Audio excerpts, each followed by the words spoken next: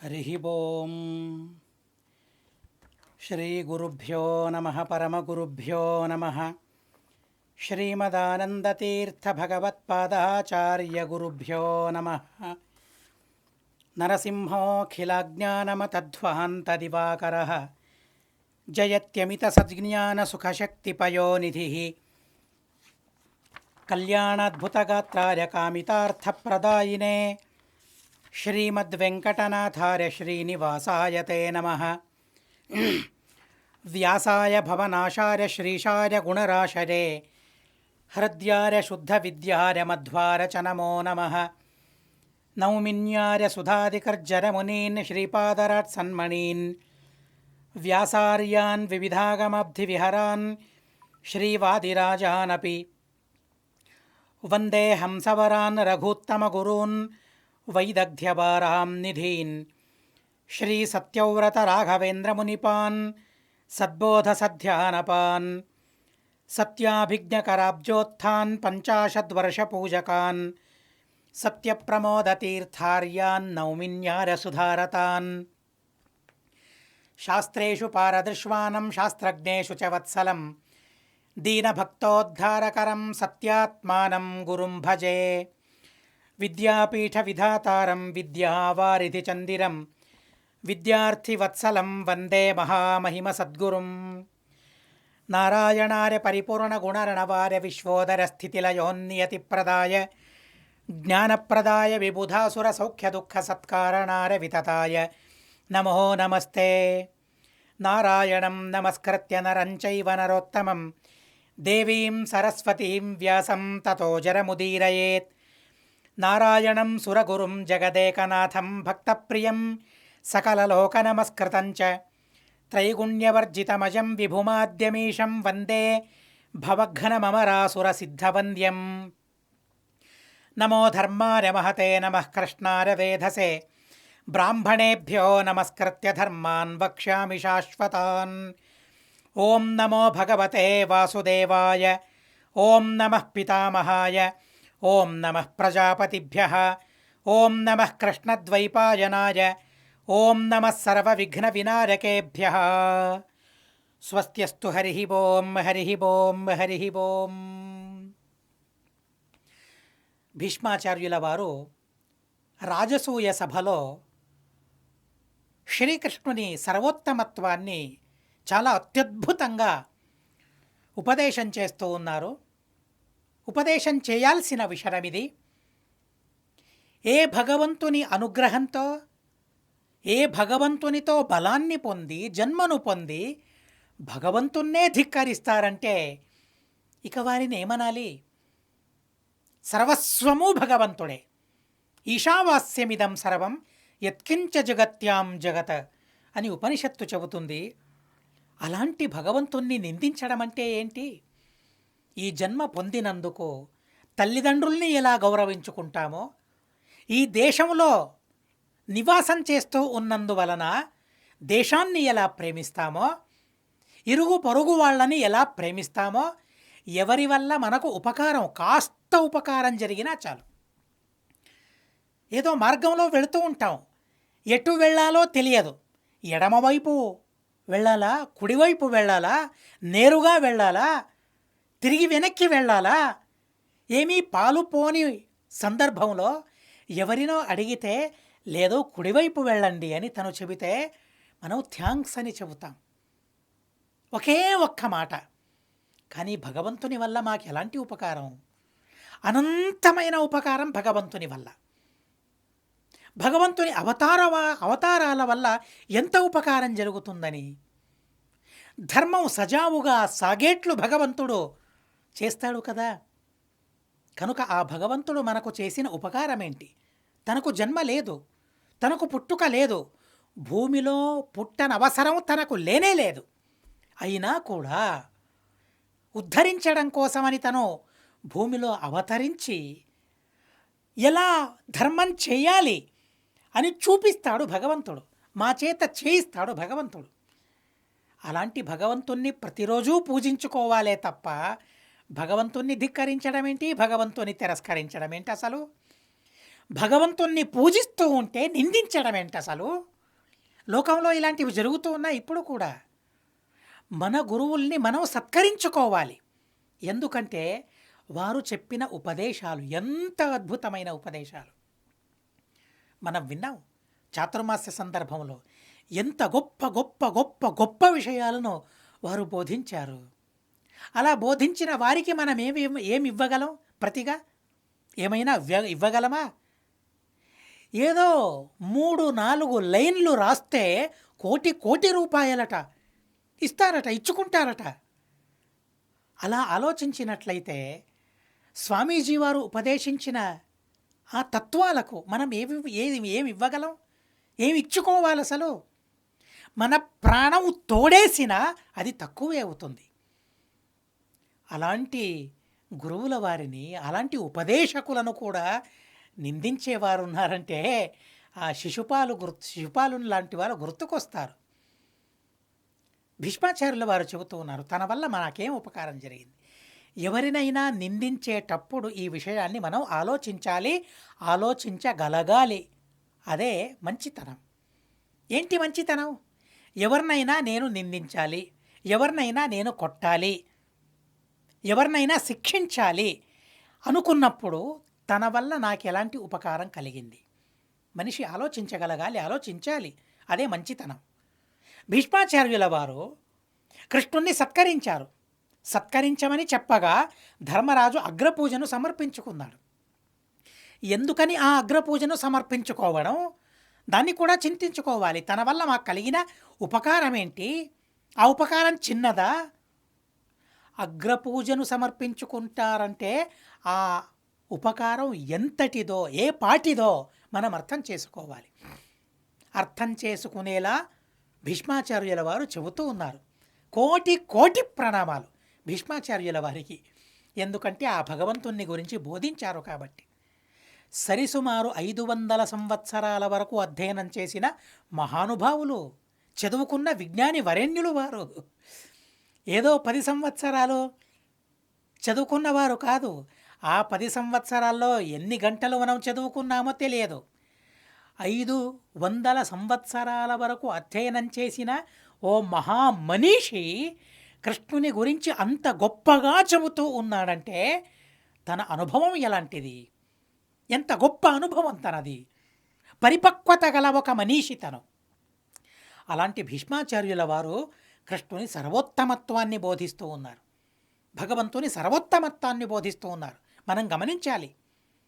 ఎవరు చెప్పారు, ఏం చెప్పారు, ఎంతగా చెప్పారు అనే దాన్ని మనం ఆలోచించగలిగినట్లయితే ఆ విషయం యొక్క భారం ఏంటో మనకు అర్థమవుతుంది. అలా ఎవరో చెప్పింది కాదు, భీష్మాచార్యుల వారు చెబుతూ ఉన్నారు. కృష్ణుని వల్ల మనకు ఎలాంటి ఉపకారం జరిగింది? వరాహ రూపాన్ని ధరించి భూమిని ఉద్ధరించాడు కనుక మనం సుఖంగా ఉన్నాము భూలోకంలో. అలా ప్రస్తుతం దత్తాత్రేయ రూపి అయిన ఆ భగవంతుని గాథను చెబుతూ ఉన్నారు.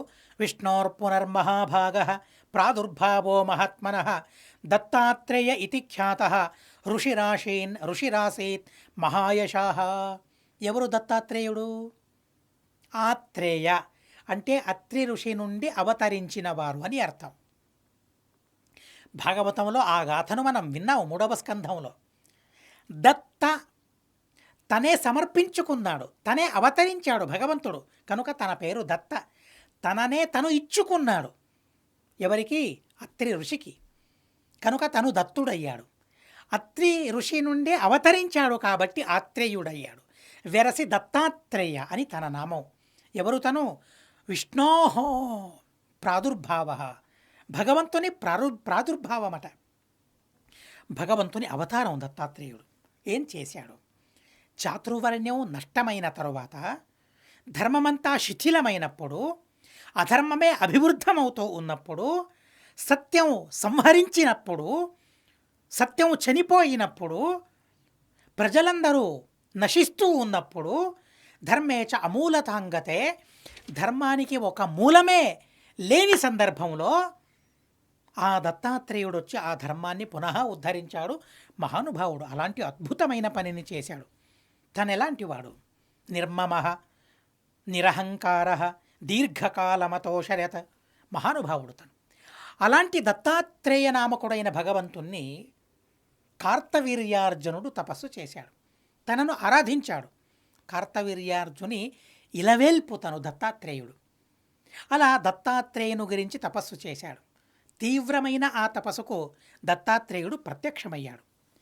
ఎలా తపస్సు చేశాడో మనం గమనించాలి. నిర్మమః, మమత లేకుండా తపస్సును చేయాలట. మమతను పెట్టుకుని, మమతను పెంచుకుని తపస్సును చేయడం కాదు. నేను తపస్సు చేస్తూ ఉన్నాను. తపస్సు చేస్తూ ఉన్నప్పుడు, చిన్న కర్మను మనం చేస్తూ ఉన్నప్పుడు ఆ మమత నేను చేశాను అనే భావన మనిషిలో పెరుగుతుంది.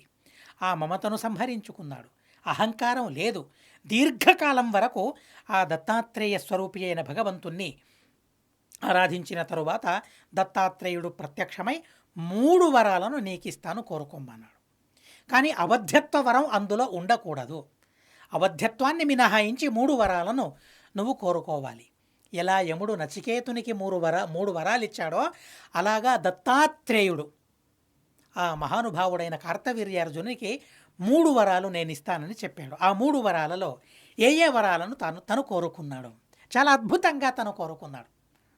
భగవంతుణ్ణి కోరుకునేటప్పుడు మనం తిరుమలకు వెళతాం, ఉడుపికి వెళతాం, గయాకు వెళతాం, జగన్నాథపురికి వెళతాం, వేరే వేరే క్షేత్రాలకు వెళతాం. భగవంతుణ్ణి సేవిస్తాం, అక్కడ ప్రదక్షిణలను చేస్తాం, నమస్కారం చేస్తాం, నదిలో స్నానం చేస్తాం, విహితమైన సత్కర్మలను మనం ఆచరిస్తాం. అప్పుడు అలా ఆచరిస్తూ ఉన్నప్పుడు ఏమనుకోవాలి, మనసులో ఏం కోరుకోవాలి? దత్తాత్రేయుని కోరుకుంటూ ఉన్నాడు కార్తవీర్యార్జునుడు. చాలా చక్కని కోరికలు. ఆప్తాదాప్తతరాన్ విప్రాన్ విద్వాన్ విద్వన్నిషేవితాత ఋతేమరత్వం విప్రేణ దత్తాత్రేయేణ ధీమత వరైశ్చతుర్భి. 4 వరాలు కోరుకోమని చెప్పాడు. 3 కాదు, 4 వరాలను కోరుకోమని తను చెబితే మొట్టమొదటి వరమేంటో చెప్తూ ఉన్నాడు. శ్రీమాన్ మనస్వీ బలవాన్ సత్యవాన్ అనసూయక సహస్రబాహు భూయాసం ఏషమే ప్రథమో వర. మొదటి వరంలో ఏమేం తను కోరుకుంటూ ఉన్నాడో చూడండి. శ్రీమాన్, కాంతి సంపన్నుడవ్వాలి నేను. కాంతి సంపన్నుడు ఎప్పుడవుతారంటే స్వధర్మాన్ని పరిపాలించిన వారు కాంతి సంపన్నులు అవుతారు. స్వధర్మాన్ని పరిత్యజించిన వారికి కాంతి అనేదే ఉండదు, ప్రభ ఉండదు వారికి. కనుక నేను స్వకీయ ధర్మాలను పరిపాలించి నా కాంతిని నేను పెంచుకోవాలి. అలా స్వధర్మాలను నేను పరిపాలించాలి. మనస్వి, ప్రశస్తమైన మనసు ఉండాలి నాది. ఎవరి దేన్ని అడిగినా ఇచ్చే మనస్సు నాకు ఉండాలి. అలాంటి మనస్సు నాకు ఉండాలి. బలవాన్, బలవంతుడవ్వాలి. అబద్ధం అస్సలు చెప్పకూడదు, నిజమే చెప్పాలి. చూడండి, వరం కోరుకుంటూ ఉన్నాడు. నిజం చెప్పడం అనేది వరం. వరమిస్తే తప్ప దాన్ని పాలించడం చాలా అరుదు, చాలా అసాధ్యమది. సత్యం పైన నిలబడడం ఏదైతే ఉందో చాలా కష్టం. పూర్వజన్మంలో ఎవరైతే పుణ్యం చేశారో, ఈ జన్మలో ఎవరైతే పుణ్యకర్మాలను చేస్తూ ఉన్నారో వారి వల్ల సాధ్యమవుతుంది. అయినా కూడా అప్పుడప్పుడు అబద్ధాలను చెబుతూ ఉంటారు. సత్యమంటే ఎంత అరుదో, సత్యాన్ని సంపాదించడం ఎంత దుర్లభమో మనకు అర్థమవుతుంది. భగవంతునికి కోరుకుంటూ ఉన్నాడట. సత్యమే నేను పలకాలి, అబద్ధమేనాడు పలకకూడదు. అనసూయక, ఎవరిని ద్వేషించకూడదు, అసూయ నాలో ఉండకూడదు. 1000 బాహువులు నాకు ఉండాలి. ఎందుకోసం? యుద్ధంలో శత్రువుల్ని సంహరించడానికి మాత్రమే, తినడానికి కాదండోయ్. మరి యుద్ధంలో శత్రువుల్ని చీల్చి చెండాడడానికి. ఎందుకని? అది స్వకీయ ధర్మం. శత్రువుల్ని సంహరించడం అనేది స్వకీయ ధర్మం కాబట్టి ఆ ధర్మం చేయడానికి నా బాహువులు నాకు తోడ్పడాలి, నా బాహువుల ఉపయోగం నాకు కలగాలి. కనుక సహస్ర బాహువులు యుద్ధం చేస్తూ ఉన్నప్పుడు నాకుండాలి. ఏషమే ప్రథమో వర, ఇది మొదటి వరం అని కోరుకున్నాడు. జరాయుజండజం సర్వం సర్వం చైవ చరాచరం శాస్తుమిచ్చామి ధర్మేణ ద్వితీయస్త్వేష మే వరహ. సమస్త ప్రాణులను నేను సంరక్షించాలి. చూడండి, రాజ్యాన్ని తను కోరుకోవడం లేదు, సింహాసనాన్ని తను కోరుకోవడం లేదు. చాలా చక్కని మాటలు ఇవన్నీ కూడా. నాకు సింహాసనం కాదు కావలసింది, ధర్మంతో ప్రజలను పరిపాలించడం నాకు కావాలి. అలా పరిపాలిస్తూ ఉన్నప్పుడు సింహాసనం ఎందుకు అసలు? ఏదో లాంఛనంగా ఉండాలే తప్ప సింహాసనాన్ని తను కోరుకోవలేదు. చూడండి హిరణ్యకశిపు ఎలా తను వరాలను కోరుకున్నాడో మనం విన్నాం. ఇప్పుడు కార్తవీర్యార్జునుడు ఏమని కోరుకుంటూ ఉన్నాడనే విషయాన్ని కూడా మనం వింటూ ఉన్నాం. ఎలా కోరికలు ఉండాలి? తనన్నాడు, ఎవరినైనా సమస్త ప్రజలను సమస్త ప్రాణులను ధార్మికంగా నేను సంరక్షించాలి, వారిని పరిపాలించాలి. ఇది నాకు కావలసిన వరం. శాస్తుమిచ్చామి ధర్మేణ, ధర్మంతో వారిని నేను శాసించాలి. ఇది నేను అడిగే రెండవ వరం అన్నాడు. పితృదేవాన్ ఋషీన్ విప్రాన్ యజేయం విపులైర్మఖై అమిత్రాంశితైర్బాణై తృతీయో వరయేషమే. నేను అపరిమితమైన దక్షిణలనిచ్చి యాగం చేసేయాలి. ఆ యాగం చేస్తూ ఏం చేయాలి? కీర్తిని సంపాదించుకోవడం కోసం కాదు, పితృదేవతలను నేను ఆరాధించాలి, అలాగే దేవతల్ని నేను ఆరాధించాలి, ఋషులను ఆరాధించాలి, బ్రాహ్మణుల్ని నేను ఆరాధించాలి. వీరిని ఆరాధిస్తే ఇక మాకు తిరుగు ఉండదు ప్రపంచంలో. పితృవులు, అలాగే దేవతలు, ఋషులు మరియు బ్రాహ్మణులు, ఈ నలుగురిని పూజించుకున్నట్లయితే, ఈ నలుగురిని ప్రశస్తంగా ఆరాధించినట్లయితే, అలా ఆరాధించిన వారికి లోకంలో తిరుగుండదు. తనకు తెలుసు వారిని ఆరాధించాలి. వారిని ఆరాధించాలంటే ఏం చేయాలి? యజ్ఞయాగాదులను చేయాలి. అలా నేను దీర్ఘమైన అతి విపులమైన దక్షిణలనిచ్చి యజ్ఞయాగాదులను చేసి వీరి అందరినీ సంతృప్తిపరచాలి. అలా సంతృప్తి పరచేంత మనస్సు నాకు ఉండాలి. అలాంటి వరం నాది మూడవ వరం అని కోరుకున్నాడు. అలాగే శత్రువుల్ని సంహరించగల సామర్థ్యం నాకు ఉండాలి. ఇది మూడవ వరం అని కోరుకున్నాడు. ఇక నాలుగవ వరం ఎంత చిత్రంగా కోరుకున్నాడో చూడండి. నేను ఎవరి చేత సంహరింపబడాలి. అవధ్యత్వ వరాన్ని కోరుకోకూడదు, దాన్ని మినహాయించి ఏం కోరుకున్నా పర్వాలేదు అని భగవంతుడు చెప్పాడు, దత్తాత్రేయుడు చెప్పాడు. తర్వాత తను అనిపించింది, అయితే మరణం తథ్యం, మరణాన్ని వాయిదా వేయొచ్చు పుణ్యంతో, ఈరోజు లేక రేపు. మార్కాండేయుడు అలా మరణాన్ని జయించిన విషయాన్ని మనం వింటాం. అలా మరణాన్ని వాయిదా వేయొచ్చు. ఈరోజు మరణం రేపుకు వాయిదా వేయొచ్చు, కానీ మరణమే లేకుండా ఉండడం అసాధ్యం. ఈ లోకంలో పుట్టిన తర్వాత మరణం అనేది తథ్యం. కానీ మరణం ఎలా ఉండాలి అని కోరుకోవాలి. ఎంత చిత్రంగా కోరుకుంటూ ఉన్నాడో చూడండి. మేము కూడా కోరుకోవాలి, అపమృత్యువు రాకూడదు. అలా భగవంతుణ్ణి స్మరిస్తూ ఈ తనువును పరిత్యజించాలి. వేడుకుందాం భగవంతుణ్ణి. ఏ రోజైనా అది మనల్ని వీడదు కదా. మృత్యువు మన వెనుకే ఉంటుంది, మనల్ని వెంబడించి ఉంటుంది. ఏ రోజు మనల్ని కబళిస్తుందో తెలియదు. అలాంటప్పుడు భగవంతుణ్ణి ఏమని కోరుకోవాలి? దత్తాత్రేయుణ్ణి. తనే దత్త, దానం చేసేవాడు తనే, ఇచ్చేవాడు తనే, తనను తనే ఇచ్చుకున్నాడు. ఇక ఈ వరాల్ని ఇవ్వలేడా? కనుక తనే ఇవ్వగలడు, తనే ఇస్తాడు. కనుక తననే కోరుకుందాం. అపమృత్యువు రాకూడదు. భగవంతుణ్ణి అలా స్మరించుకుంటూనే ఈ తనువును విడనాడాలి. వాలిని భగవంతుడు సంహరించాడు, రాముడు సంహరించాడు. సంహరించిన తరువాత ఆ వాలిని తన తొడపైన పడుకోబెట్టుకున్నాడట భగవంతుడు. రాముడు, ఏంటయ్యా వాలి, నిన్ను బ్రతికించనా అని రాముడు అడిగితే వాలి అన్నాడట, అదేంటి నాన్న, అదేంటి భగవాన్, నిన్ను చూస్తూ చనిపోయే ఈ సౌభాగ్యం నాకు దొరకగలదా? నన్ను బ్రతికించమని నేను వేడుకోవచ్చు, కానీ ఇలాంటి మరణం రావాలని నేను వేడుకుంటే అలాంటి మరణం నాకు రాగలదా? ఇప్పుడు వచ్చింది కదా,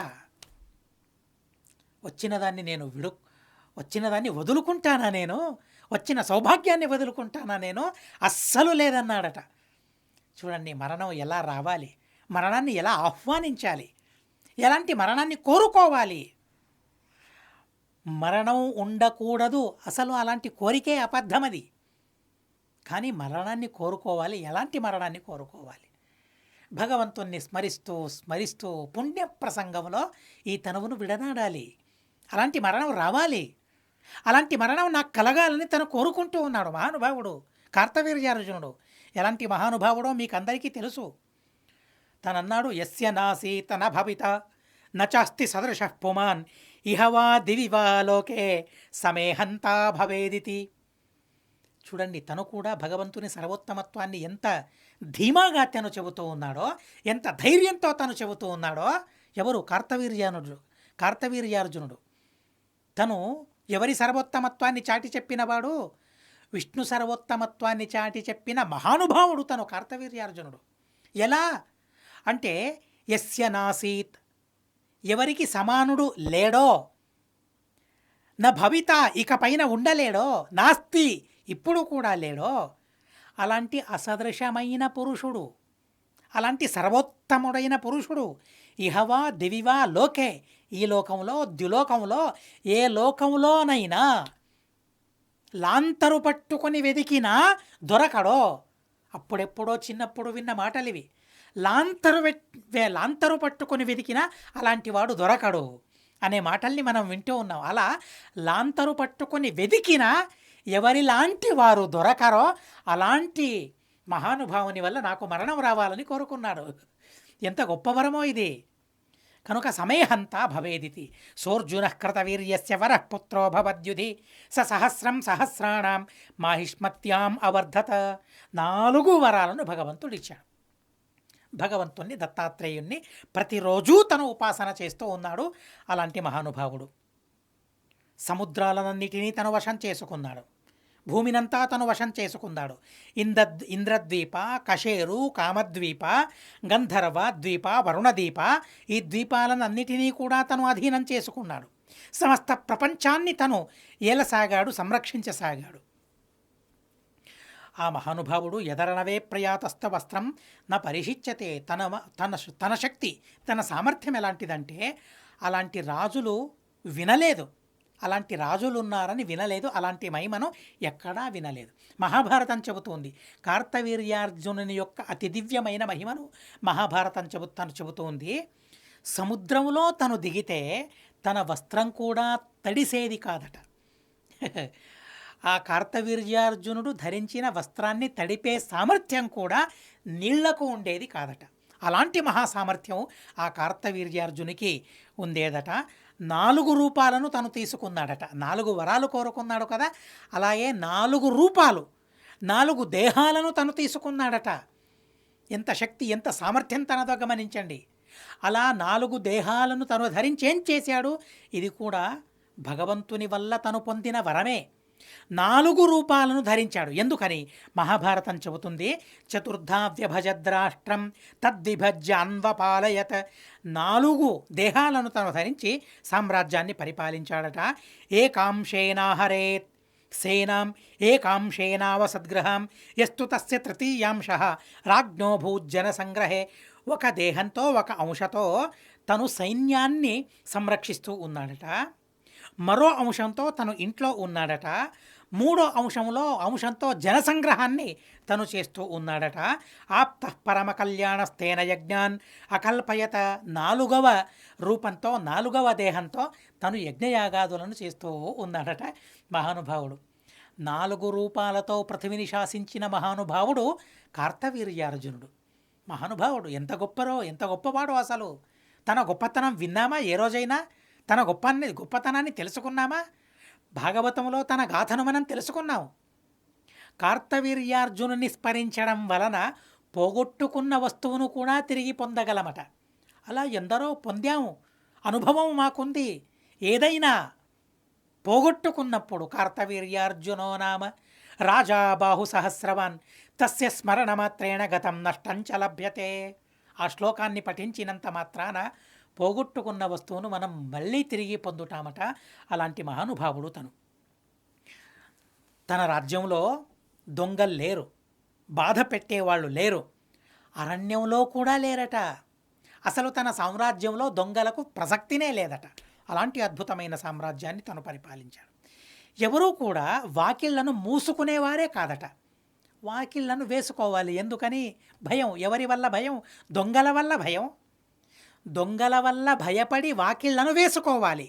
కానీ ఎంతవరకు కార్తవీర్యార్జునుడు తను రాజ్యాన్ని ఏలుతూ ఉన్నాడో అంతవరకు ఏ ఒక్కరూ కూడా వాకిళ్లను వేసుకునేవారు కారట. మహాభారతం చెబుతుంది, ఏ దస్యవః గ్రామచరః అరణ్యే చ వసంతియే ద్వారాణి నాపి ధీయంతే పురేషు నగరేషు చ. ద్వారాణి నాపి ధీయంతే, వాకిళ్లను వేసుకునేవారే కాదట. అలా సామ్రాజ్యాన్ని పరిపాలిస్తూ ఉన్నారు. తనే రాష్ట్రపాలురయ్యాడు. తనే స్త్రీలను సంరక్షిస్తూ ఉన్నాడు. చూడండి, స్త్రీలను సంరక్షించాడు అనే విషయాన్ని ప్రత్యేకంగా చెబుతూ ఉన్నాడు. స్త్రీలను సంరక్షిస్తే ధర్మం సురక్షితమవుతుంది కనుక వారిని మొట్టమొదట సంరక్షించుకోవాలి. అలాంటి సంరక్షణ తన వల్ల కలిగేదట. స్త్రీలకు సంరక్షణ కార్తవీర్యార్జునుని వల్ల. అలా సయేవాసీదజాపాల, తనే గోవులను కూడా పరిపాలించాడు. ఇలా ఎన్నో ఏండ్ల వరకు తను రాజ్యాన్ని పరిపాలించాడు. దత్తాత్రేయుని అనుగ్రహంతో ఇలాంటి అత్యద్భుతమైన రాజ్యాన్ని తను పరిపాలించాడు. ఇవన్నీ ఎందుకని చేశాడు? ఏవం బహూని కర్మాణి చక్రే, ఇలాంటి ఎన్నెన్నో పనుల్ని తను చేశాడట. ఎందుకోసం? లోకహితాయ సహ. ఎంతటి మహానుభావుడో! ఈ ఒక్క మాట చాలు. ఏ పని చేసినా లోకహితం కోసం అని సంకల్పించుకునేవాడట. ఆత్మహితం కోసం కాదు. స్వామి కార్యం స్వకార్యం మేమంటాం, కానీ తను కాదు. జనకార్యమే తన ఉద్దేశ్యం, జనకార్యమే తన లక్ష్యం. అలా సామ్రాజ్యాన్ని పరిపాలించిన మహానుభావుడు. ఇలాంటి రాజుల గాథల్ని వింటే, రాజుల గాథల్ని మనం చెప్పుకుంటే, శ్రవణం చేస్తే మంత్రులు ఎలా ఉంటారో గమనించాలి, ఎలా ఉంటారో గమనించండి. కనుక ఎవరూ మహాభారతాన్ని చదవడం లేదు. ఎందుకని? ఆ ప్రభావం ఎక్కడ కలుగుతుందో అన్న బాధ ఏంటో మరి. ఇలాంటి మహారాజ్యాన్ని తను పరిపాలించాడు. దత్తాత్రేయ ఇతి ఖ్యాత ప్రాదుర్భావో స్వయం హరేహే. అలాంటి దత్తాత్రేయ అనే ప్రాదుర్భావం భగవంతునిది. ఆ దత్తాత్రేయుని భక్తుడు, దత్తాత్రేయుని ఉపాసన చేసిన ఆ కార్తవీర్యార్జునుని మహిమ ఇలాంటిదై ఉంటే ఇక భగవంతుడు సర్వోత్తముడు, తన మహిమను తెలియజెప్పాలా? అలాంటి మహానుభావుడు ఎవరు? ఇదే కృష్ణుడే, ఆ దత్తాత్రేయుడు. అలా ఆ భగవంతుడు ఉపకారం చేశాడు అనే గాథను భీష్మాచార్యుల వారు చెబుతూ ఉన్నారు. ఇది శ్రీమన్మహాభారతే సభాపర్వణి అర్ఘాహరణ పర్వణి 48 అస్మద్గురువంతర్గత తాత్విక దేవతాంతర్గత భారతీరమణ ముఖ్య ప్రాణాంతర్గత శ్రీకృష్ణార్పణమస్తు. అక్షరం కర్మరస్మిన్ పరే స్వర్పితం ప్రక్షరం యాంతి దుఃఖాని యన్నామతః అక్షరోయో అజర సర్వదేవామృత కుక్షిగమ్యస్య విశ్వం సదా అజాదికం ప్రణరామో వాసుదేవం దేవతామండలాఖండమండనం. హరి ఓం అనేన భావియత్పుణ్యం అవాప్నోతు గురుర్మమ.